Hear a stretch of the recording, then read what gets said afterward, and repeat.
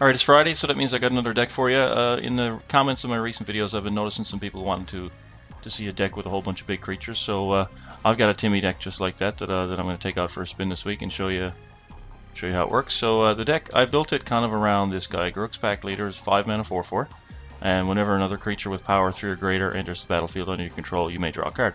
So essentially, I'm just stuffing the deck full of big dudes and getting free cards off them. That's the whole plan of the deck. So it's not a whole lot of removal here. There's not a whole lot of finesse. It's just play your mana, play your big dudes, and smash some face. So it's a pretty fun deck. So I'll walk you through the mana curve here now. So we got 4 1-mana spells, and it starts off with Wild Knockout. It's a 1 mana 1/1, which isn't that great on its own. But if you have a mountain, it gets +1/+1, and if you have a plains, it gets +1/+1. So you can get as big as a 3/3 for your 1 mana, which is pretty sweet. And because these aren't triggered abilities, then if you cast him late in the game, he enters the battlefield as a 3/3. He doesn't, trigger and become a 3/3. He just enters that way. And for just 1 mana, you can get a 3/3 and draw a card off this guy. So he's pretty good. I'm running 4 mountains, 4 plains. So he's usually, the way I evaluate this card, he's usually a 2/2 in the early game, and a 1 mana 2/2 is really good. And in the late game, he'll be a 3/3 with a potential trigger. So it's a great card for this deck. On 2 mana, it says we have 8 cards, but one of them is Genesis Hydra. It's the next spell. I'll get back to that one later. We have Elvish Visionary. The reason this is in the deck, it's 2 mana 1/1. It's here solely for the mana curve because I have so many top end plays. I need something to do on turn 2, and the fact that this guy draws me a card and helps me keep getting my land drops and keeps getting me some, digs me deeper to find some threats. I mean, I need something to do, like I said, on turn 2, and this is about as good as you can do in a deck that really wants to ramp up. So I've got that. The other 2 mana spell that I'm playing is Ground Assault. It's a ridiculous removal spell in this format. It's just 2 mana, and since we're playing some ramp and a lot of land, then we can take down pretty much any threat in the game with this, for just 2 mana. Sorcery speed, but this deck really doesn't care about that. It's not trying to be tricky. It's just trying to bash some face, and this spell does that. So moving on to 3 mana. Got 9 spells. First among them, Brimaz, King of Oreskos. We're playing white, so we're going to play this guy. He's got 3 power for the pack leader. Vigilance. He makes tokens. He's just an insane card. So we're going to play with him. Moving on, we've got Cultivate. So I mean, this is good ramp and it's mana fixing. We're playing a 3-color deck, so the ability to fix 2 colors, and it also helps with the Wild Knockout. We need to get our plains and our mountains to get this guy buffed up. So if your colors are already good, then you just make sure you got one of each of those. So this guy's as big as he can possibly be. And I've also got 1 Darksteel Ingot. Now the reason this is in here is a lot of the meat of this deck is at 5 mana. Cultivate lets you skip to 5 mana on turn 4. We're only allowed to run 4. I think it's important enough to this deck that I want to have 5, because this also allows me to cast my 5-drops on turn 4. So it's kind of, to me, that's the 5th Cultivate. I can only run 4, so there's number 5. And then we go on to, is that all my 3 mana cards? Yeah, no, it's not. No, absolutely no. We got the Naya flagship staple here. We've got Woolly Thoktar. Mana cost is a bit rough, but I mean, we got the gates and now we got the tri-lands, and so this guy's not all that hard to get out on turn 3 even without any mana fixing, and he's just huge. He's just a vanilla beater. There's nothing special about him.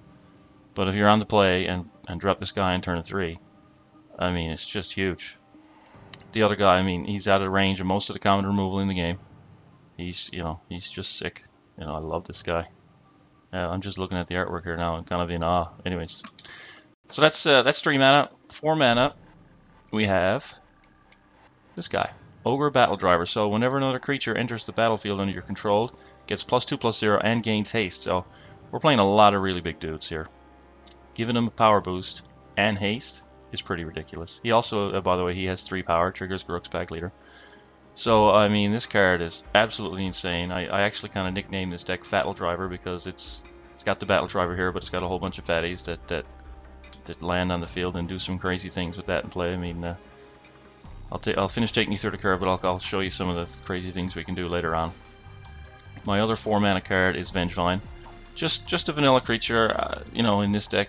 That recursion clause there, if you cast 2 creatures in 1 turn, you can get him back, if he dies or something. Not really going to happen a whole lot here. Maybe you can chain some spells together and off a pack leader and hit 2 creatures in the same turn in the late game and get this guy back. But really, we're just playing him because he's got 4 power for 4 mana and he's got haste. we're trying to beat down, and nobody does it better than this guy. And you know, if you ever do get him back, that's just pure upside. It's not why we're playing the card. So then we move on to 5 mana, and I'm just going to let you stare at this, give you a couple seconds. You can read that. If you can't figure out why that's the most amazing card in the game, well, I don't know if I can help you. So she's in the deck, obviously. Just gaze upon her. Yeah, she's good. Okay, and then we move on to Stormbreath Dragon. This guy, he's not quite in the same league as Baneslayer, but he's pretty close. I mean, he's 4/4 flying haste. He's got pro white, so there's a lot of removal spells that he dodges. And you can make him up to a 7/7 if you activate his monstrosity. Plus he does a little bit of damage to your opponent in the process, so he's pretty insane. And you know, there's no reason not to run him if we're running red and we're running ramp. So then, still on 5 mana, we got this guy. So he's a 6/6 reach for just 5 mana, which is pretty gross. This deck is mostly green. It's only got a couple of white and red spells. So the triple green is not that hard to get. Plus we have the cultivates and ingots to help us get there. And he kind of helps the deck's removal suite a little bit. Like I said, we only got the 3 ground assaults. So the 2 activated, or the 2 copies of our Colossus, they can kill some big flyers that could, you know, give us some problems. So I mean, you know, we kind of got 5 removal spells. Really? No, we got 3. But this is just upside. This guy's huge, and he can become a 9/9 if you activate his monstrosity, and it only costs 6 mana for those 3 counters. So he's pretty insane. Also on 5 mana, like we said, Garruk's Packleader. Talked about him at the beginning. You get to draw free cards every time you cast a free creature. So that's it for 5. Moving up the ladder, we get to Inferno Titan. So this guy's pretty insane. I think we all know that you get a free Arc Lightning when you cast him. You get a free Arc Lightning when you attack, and you can he's got fire breathing. You can pump him up with any excess red mana to hit really hard. So he's just an insane bomb. I think he might be... No, he's not the only 6 mana card. We've also got Solar Zendikar, another 6/6 reach. The Arbor Colossus costs 5 mana. This guy costs 6. But since we're ramping, I got 24 land in the deck. I've got 4 cultivates and an ingot. So that's 29 slots out of my 60 devoted to mana production. So, I mean, this deck does have a lot of mana. So, sinking 5 to create a 3/3 isn't the worst thing in the world. And so, you know, it gives you something to do with your mana if you're just top decking, you know, more and more land if you're flooding out. This guy helps you fight through it. And if you'll notice the text on Packleader, you don't have to cast creatures with power 3 or greater. They just have to enter the battlefield under your control. So every time you activate this ability, you get a 3/3, and if Packleader's in play, you get to draw a free card. So that's pretty sweet. The whole part about exiling him from your graveyard, I mean, that's only going to happen if he dies. So it's a little bit of upside, but I'll probably use that never, you know. So that's it for the 6 mana cards, and I think my only 7 mana card is the Palaka Worm. If I were to lay it down on the line, I would say he's the best card in this format in Duels 2015 by a long shot. I don't know. He's in all my green decks. 7 mana, 7/7 Trampler, gain 7 life, draw a card when it dies. Big thing about this guy is the 7 life you get. You know, stabilization against aggro and just a huge body, a win condition, and if your opponent has an answer, he replaces himself. It's just an obscene card. You know, if you're playing green and you know, you're playing this guy in Duels 2015. He's my opinion, he's the best card in the format. So that's the deck. I think that's the deck. Did I show you all the cards? No. We'll talk about Genesis Hydra. So Genesis Hydra, I'll go back to let's go back to Soul Zendikar. Like I said about Mana Flood, sometimes you just get a bunch of land. Your opponent answers your threats. You cultivate. You draw cultivate. You draw an ingot. Next thing you know, you're thinking, oh my God, what am I doing with all this mana? Soul Zendikar is one way you can sink it. Genesis Hydra is the other way. So you throw a bunch of mana into this guy, he gets really huge. But his activated, or not his activated ability, his triggered ability, so when you cast him, the bigger X is, you get to flip a bunch of cards up off the top of your library, pick the one you want that's, you know, converted mana cost, X or less. So if you cast this thing for X equals 7 in this deck, you'll go 7 cards deep, and you can put any permanent in the deck, because everything costs 7 or less in this deck.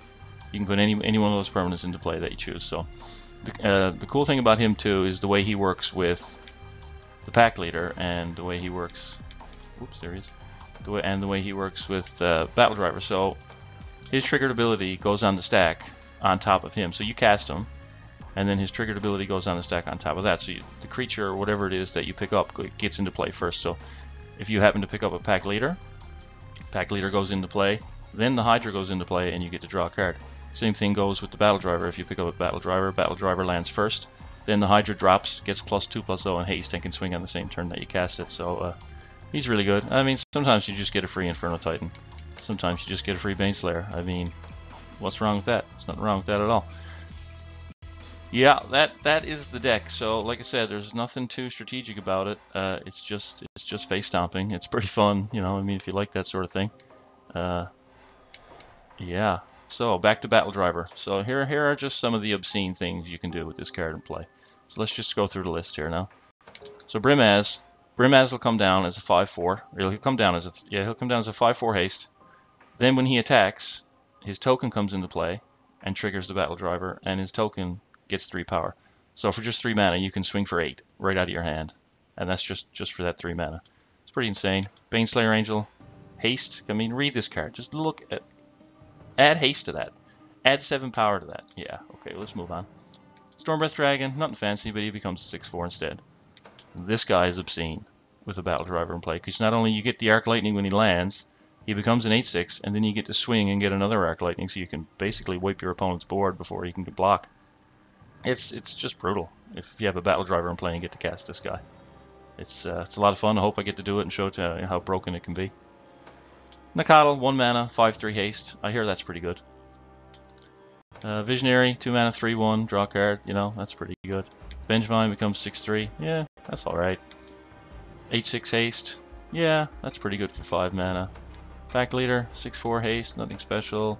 8/6 haste. Yeah, that's pretty good. 9/7 trample haste, gain 7 life. That's insane. So probably the 3 best things you can do with it. I mean, Thoktar is a 7/4 haste. The 3 best things you can do with it are Pelakka Worm, 9/7 trample haste, gain 7 life. Inferno Titan, of course, like I said, the 2 Arc Lightnings and the Fire Breathing and the 8/6 haste. And Brimaz, because the token also gets the bonus, so for just 3 mana you're swinging 8.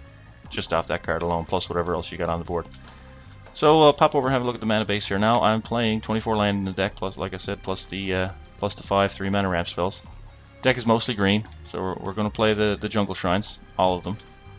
We're going to play the green-white land at 3 copies. We're going to play the green-red at 3 copies, and we're going to play the white-red at just 2 copies. So that is a total of, that's 11 enters the battlefield tapped lands, but this deck, you know, it takes the first few turns. It generally plays tapped lands on the first 2 turns if it can, unless you have a Visionary. And then it goes turn 3, ramp spell, and that's when it starts playing. So I'm playing 5 forests because we really want to have those in the early game. And, you know, we need triple green on turn 5 for, or maybe turn 4 if we've cultivated or hidden ingot. So in order to cast the Arbor Colossus. And then we've got 4 plains and 4 mountains. So that's 8 total enablers for the Nacatl.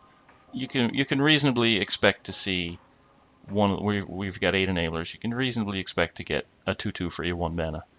You know, so I mean, I think that's good enough, and then cultivate, of course, just makes it a 3/3 or just naturally drawing into them. So the deck's pretty fun. Yeah, it's just laying big dudes, turning them sideways. The one weakness of the deck, you know, this is our only removal spell plus the occasional Arbor Colossus monstrosity activation. I mean, Anger of the Gods definitely could go in here, but my plan against the token in the weenie decks is to just overpower them. You know, I don't think it's necessary. It could be good. You know, certainly I wouldn't fault anyone for running it, but I just want to stuff as much big stuff in here as I can. And this is how I've chosen to do it. Maybe you could play Anger in place of a Visionary and run 25 lands. You know, or 26 or something. You could. But again, I like the Visionary to draw a card, get a card deeper, and even in the late game with a Battle Driver, you got a 3/1 haste, or it just gets you another threat. So, anyways, this is the deck I'll be playing the week. So hope you enjoyed the deck tech. Yeah, should be a good week if you like to play Timmy decks. See you tomorrow.